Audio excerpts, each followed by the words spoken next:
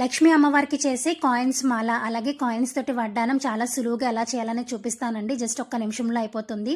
దానికి మనం ₹1 కాయిన్లైనా ₹2 కాయిన్లైనా ఏవైనా కానీ ఒకటే సైజులో ఉన్న కాయిన్స్ తీసుకోవాలి. ఇప్పుడు ఒక ప్లాస్టర్ని మనకి ఎంత సైజులో అయితే కావాలో వడ్డానం అనేది అంత సైజులో ప్లాస్టర్ ఇలా తీసుకుని కింద వైపు నేను ఒకవైపు ప్లాస్టర్ కదలకుండా పెట్టుకున్నానండి. ఇప్పుడు ఒకవైపు నా దగ్గర లేస్ ఉంటే మీటర్ లేస్ తీసుకున్నాను.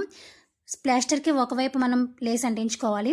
మరోవైపున మనం తీసుకున్నటువంటి కాయిన్స్ని ఒకదాని తర్వాత ఒకటి వీడియోలో చూపిస్తున్న విధంగా అతికించుకోవాలండి. ఈ మాల తయారు చేయడానికంటే ముందు కాయిన్స్ మనం నీట్గా శుభ్రపరచుకుని తర్వాత ఇదైతే తయారు చేసుకోవాలి. ఇలా చివరి వరకు పెట్టేసుకున్న తర్వాత స్టార్టింగ్లో ఒక కాయిన్ అనేది వదిలేయాలండి. ముడి వేసుకోవడానికి ఈజీగా ఉంటుంది.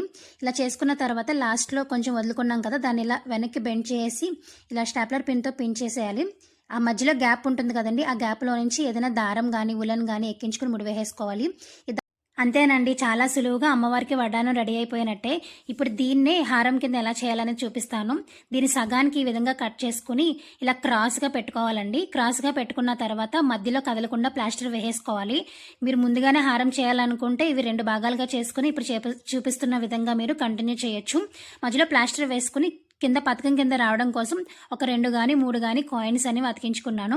అంతేనండి, మంచి హారం అయితే రెడీ అయిపోయింది. అమ్మవారికి వేస్తే ఈ విధంగా ఉంది. నచ్చితే లైక్ చేయండి. మరిన్ని వీడియోస్ కోసం సబ్స్క్రైబ్ చేసుకోండి. Thank you.